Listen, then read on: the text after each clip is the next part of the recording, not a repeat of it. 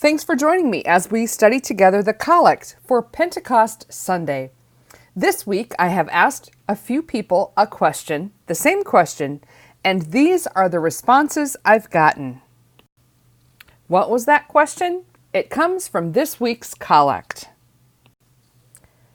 O God, who by the mystery of today's great feast sanctify your whole church in every people and nation, pour out, we pray, the gifts of the Holy Spirit across the face of the earth, and, with divine grace that was at work when the gospel was first proclaimed, fill now once more the hearts of believers. Through our Lord Jesus Christ, your Son, who lives and reigns with you in the unity of the Holy Spirit, one God, forever and ever. And what was the question that I asked? How does the Holy Spirit sanctify? The prayer this week is incredible. The mystery of this feast, the Holy Spirit sanctifies the whole church, every people and nation. We ask God to pour out the gifts of the Holy Spirit and fill the hearts of the believers with divine grace. But this is where I got stuck. It is truly incredible to think about. And maybe like the disciples who prayed their 9 days between the Ascension and Pentecost, and if you're not familiar with the novena, it's basically 9 days of prayer. Jesus instructed the disciples to pray right after his ascension into heaven and pray until they receive the Holy Spirit, which is 9 days. That's the original novena. So many of the Catholics have been praying a novena. We've been praying for the outpouring of the Holy Spirit. And maybe you have done that as well. Maybe when you go to Mass, you'll just be expecting a lightning bolt. Maybe you'll even read the scriptures before you go to Mass, and you're just praying that the Holy Spirit will burn bright and change the world. But then I wondered what the disciples' Monday was like. Do you suppose the Monday after this great feast was different than the Monday before? We've just gone to Mass, we've begged the Holy Spirit to come anew, and is our Monday going to be like last Monday? And if holiness is good for us, why is it so much easier to choose something else rather than be sanctified?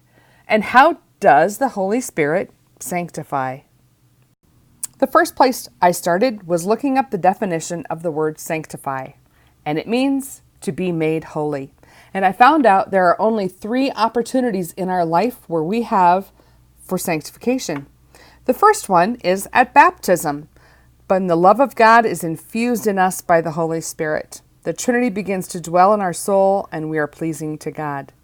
The last opportunity we have is when we enter heaven. That is when we become totally united with God in the beatific vision. And the other opportunity we have is every day in between. A person already in the state of grace grows in possession of grace and in likeness to God, because we correspond, we cooperate with his divine inspirations.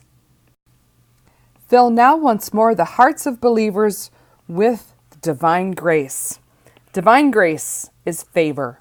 It's freely given, and it's the infused presence of God. Another place I read called it inhere, I-N-H-E-R-E. And I compared that with adhere, meaning like to stick. But it's not that God is just stuck there. It's actually he's in here. Divine grace, we can't earn it, and it renders us holy and favorable to God. It is true, we can reject grace, but I hope we choose to cooperate with grace. And it's that grace that renders the human person holy and favorable to God. And its first effect of grace is that it sanctifies. Pour out, we pray, the gifts of the Holy Spirit across the face of the earth. The gifts of the Holy Spirit is more than a list that we had to memorize before the bishop came for confirmation. These gifts of the Holy Spirit, and these are from the book of Isaiah, should become so much a part of us they actually are a reflex that answer to the divine impulse of grace within us. These gifts are wisdom, understanding, knowledge, fortitude, counsel, piety, and fear of the Lord. Earlier I mentioned novenas, and these are the reflections from the Pentecost novena that I've been praying this year. It is the Pentecost novena, and it is written by Blessed Elena Guerrera. And I have a link to this Pentecost novena on my blog post for this reflection. And I loved the definitions that she has for the gifts of the Holy Spirit. Wisdom detaches from earthly things and infuse a love of heavenly things. Understanding, enlighten our minds with the light of your truth. Knowledge, be the master of our souls and help us to put into practice your teachings. Fortitude, or courage, give us strength and victory in the battle. Counsel, make us docile to your inspirations and guide us to salvation. Piety, come to live in our heart to possess and sanctify all of our affections. And fear of the Lord, reign over our will. And a few days into this, I realized this is exactly how the Holy Spirit sanctifies. When we submit to Him, when we ask Him for these things and we're willing to cooperate, this gifts of the Holy Spirit is how the Holy Spirit will sanctify us. This week, I also picked up my copy of The Sanctifier by Archbishop Luis Martinez, and I loved what he says in chapter 2. How wonderful is the work of the artist! By efforts ardent and gentle, he can penetrate hard and shapeless materials with the light of his soul.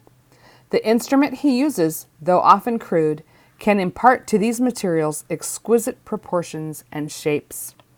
This is a close-up of the Pietà, done by Michelangelo, that is at St. Peter's in Rome. If Michelangelo can create something this beautiful and exquisite with a hammer and chisel, what can the Holy Spirit do when we allow Him to sanctify us?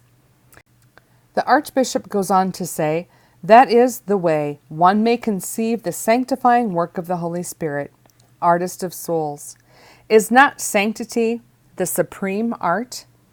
That which the human artist dreams of without ever being able to attain, the divine artist accomplishes because he is perfect and infinite. If a Renaissance artist can make this from a hammer and chisel, what can the Holy Spirit do, and what can He create with love? And have you wondered yet, what do we have to do? Well, the Archbishop says that the lowest degree of sanctity demand that the Holy Spirit dwell in our souls, that He is the delightful guest. And our sanctity is a work of God's love. And that love attracts, allures, and helps us overcome all difficulties. This God of heaven will inhere our soul. And what do we have to do? Be open. Are you willing to become the masterpiece of the Holy Spirit? At my website, juliestore.com, you will find the blog post for this screencast. This week I have also included some links. One is for Blessed Ilana, great article about her and her life. Another link to this novena to the Holy Spirit, where she has written these great reflections on the gifts. And I have a link to a great video about God's chisel. I think you'll enjoy it. Let's close with prayer. O God, who by the mystery of today's great feast sanctify your whole church in every people and every nation, pour out, we pray, the gifts of the Holy Spirit across the face of the earth, and with divine grace that was at work when the gospel was first proclaimed, fill now once more the hearts of believers. Through our Lord Jesus Christ, your Son, who lives and reigns with you in the unity of the Holy Spirit, one God, forever and ever.